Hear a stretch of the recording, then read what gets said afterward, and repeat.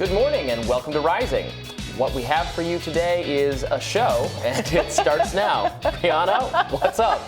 Well, we have a fantastic panel to discuss the homelessness crisis Americans are seeing across the nation. And Tesla and Figueroa will weigh in on whether Dark Brandon could become Dank Brandon with the help of John Fetterman. Plus, Alex Holder discusses the latest on the Mar-a-Lago raid, and we'll have a special guest to discuss the effects of long COVID. But before we get to all of that, the Washington Times is reporting a senior FBI official has resigned after coming under congressional scrutiny for suspected political bias in how he handled the Hunter Biden laptop story. According to eyewitness accounts, Timothy Thibault left his post Friday and was escorted out of the building. The 25-year FBI veteran was on leave for over a month after Senator Chuck Grassley raised concerns about whistleblower claims that the FBI has obstructed its own investigation into the First Son. Now, Grassley's July letter said that Thibault and FBI intelligence analyst Brian Auten were allegedly involved in suggesting Hunter's laptop was disinformation. Yeah, and to think these were the guys who blew the lid off the whole thing. I mean, basically, the background here is the FBI, I think, basically came to us, some folks on our team, and was like, hey, just so you know, like, you should be on high alert. There was we thought that there was a lot of Russian propaganda in the 2016 election. We have it on notice that basically there's about to be some kind of dump of that's similar to that. So just be vigilant.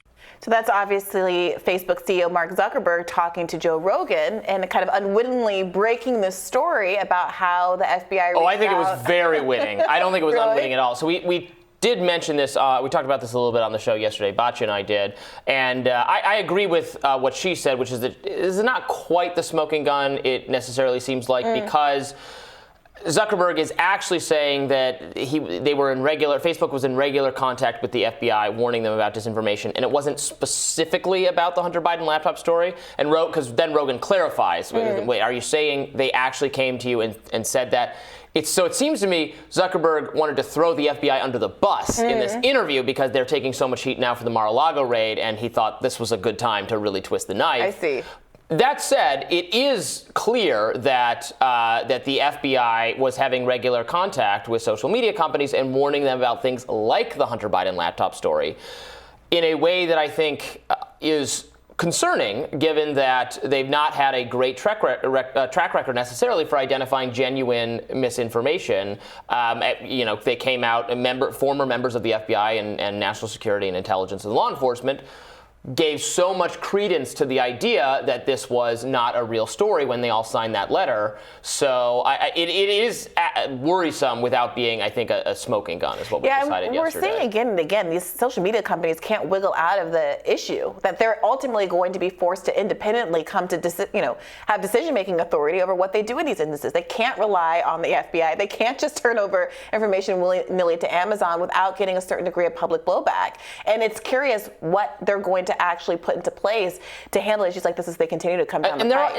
They're in a tough situation. I mean, law enforcement, the FBI comes to you, this a couple years ago now, even before the FBI takes on this very, political kind of role, and now it's widely distrusted by, half the country. Yeah. But normally, under normal circumstances, law enforcement comes to you, top law enforcement, national security people say, you have to be aware this is a plot. You're being manipulated. Your platform, your company.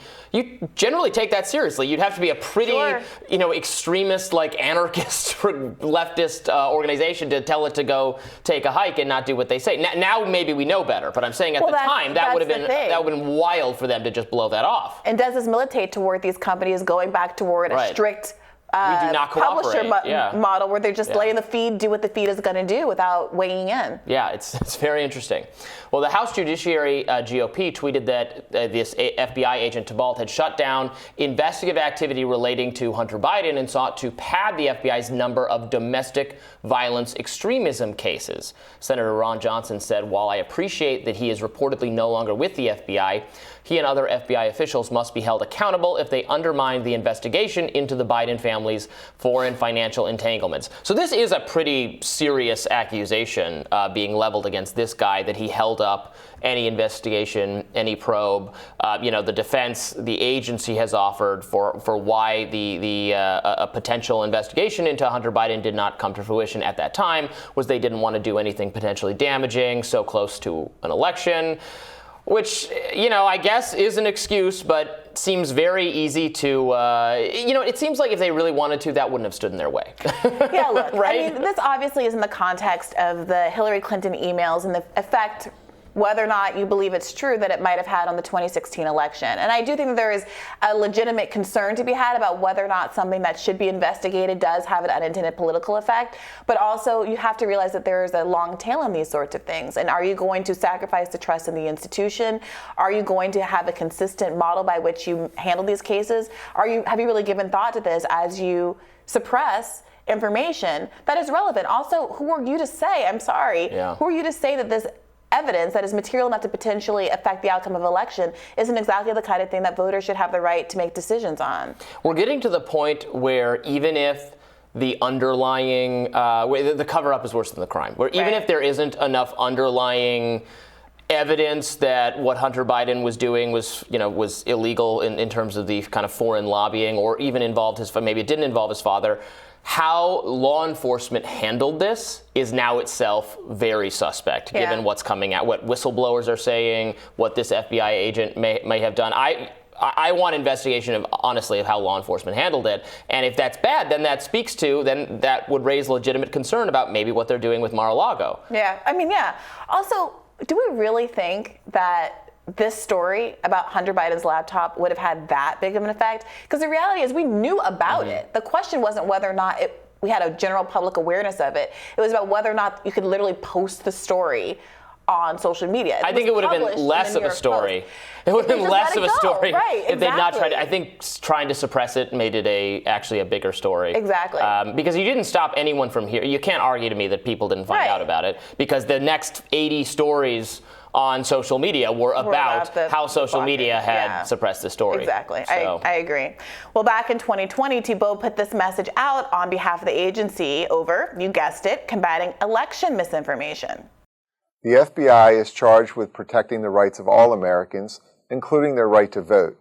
While the responsibility to ensure a fair election process lies primarily at the state and local level, the FBI takes allegations of election-related violations of federal law seriously. The FBI investigates federal election crimes that generally fall into three categories: campaign finance crimes, voter ballot fraud, and civil rights violations. The FBI Washington Field Office works with our state and federal partners to engage with other law enforcement partners and provide resources about the FBI's role in elections. So do you think there's an inconsistency there? Do you think that they're hand-wringing about misinformation at the same time that they're doing a misinformation? Yeah. It's the whole problem with this kind of misinformation prevention industry that has appeared kind of out of nowhere over the last couple of years, I guess, as a response to many progressives trying to grapple with how could Hillary Clinton have lost in 2016. And the answer that was arrived at by people who were in denial about how she could have lost is that people were tricked, utterly duped by a deliberate campaign of sabotage waged by Russia. That was the comfort explanation. Yeah, anything but her own actions. Look, I was talking to someone yesterday who reminded me of something that was a little memory hold, which is Rachel Maddow singing Bernie Sanders praises in the lead up to the election about how hard he had been working for Hillary Clinton, how many stops he had been doing for her on the trail, how he had been doing more campaign stops than Hillary Clinton had herself. And then once she lost, all of that had to go away because many people had to be blamed for her failure, including Bernie Sanders for apparently not trying hard enough to get people on board. Which is ridiculous. Gave her a full-throated endorsement. Correct. Absolutely. Could not have been clearer that no, you have to vote for Hillary Clinton because more Trump cannot Bernie voters voted for Hillary Clinton in 2016 than Hillary Clinton voters voted for Barack Obama. Obama in 2008, the whole shebang. But yeah, I think it's part and parcel of her fundamental inability to have accountability for her own losses, and now the broader world is suffering for it. Your analysis of that is not wrong. I'm more, you were involved in the Bernie campaign. Me watching from a distance, having no dog in this fight whatsoever, could obviously tell that it was just utterly BS to argue that like Bernie people were not committed to the cause of stopping Donald Trump. It's a totally ridiculous narrative. Yeah. Well, we'll see where we go with the misinformation campaigns, and we will have more Rising for you after this, including our radars.